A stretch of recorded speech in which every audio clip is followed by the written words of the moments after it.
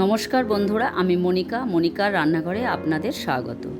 আজ আমি হাজির হয়েছি বর্ধমানের বিখ্যাত সীতাভোগের রেসিপি নিয়ে।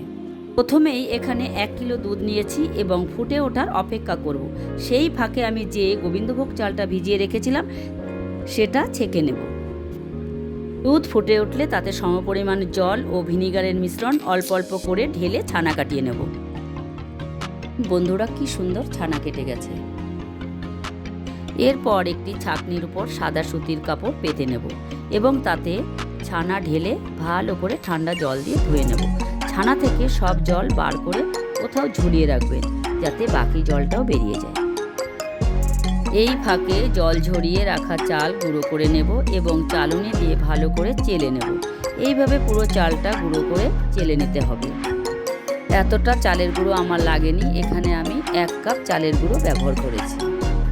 এবার জল ঝরানো ছানাটা নিয়ে সেটি হাতের তালুর সাহায্যে বেশ ভালো করে মেখে নিতে হবে। খুব স্মুথ একটা ডো বানিয়ে নেব। এই ডো থেকে সামান্য একটু ডো আলাদা করে রেখে দেব নিকুতি বানানোর জন্য।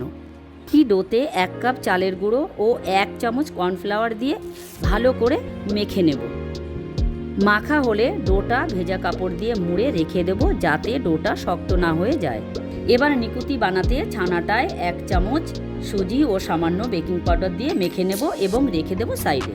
অন্যদিকে সমপরিমাণে জল ও চিনির মিশ্রণে দেব সামান্য দুধ। এর ফলে চিনির সমস্ত নোংরাটা ফিল্টার হবে এবং শিরাটা সাদা হবে।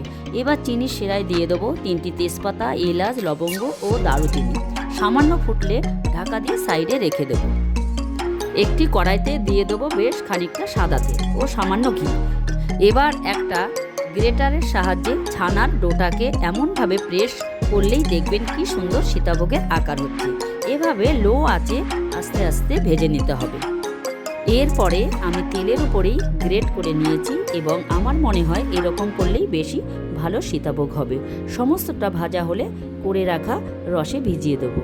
এবার অন্য ছোট ডোটা থেকে ছোট ছোট লেচি করে সেটি দিয়ে নিকুতি বানিয়ে নেব। গরম তেলে ভেজে নেব বেশ লাল লাল করে, যেন কালো জাম। অনেকক্ষণ ধরে ভেজে নিতে হবে নিকুতিগুলো।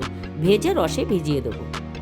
ওভারনাইট ভিজিয়ে রাখলেই খেতে সুন্দর হয়, তবে আমি এখানে 3 ঘন্টা ভিজিয়ে একটি ছাঁকনির সাহায্যে সমস্ত রসটা ছেঁকে নিয়ে সার্ভ করেছি এবং উপরে ছড়িয়ে দিয়েছি সামান্য কেশর।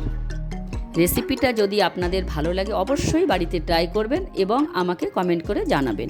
আমি আবার আসব অন্য কোনো নতুন রেসিপি নিয়ে।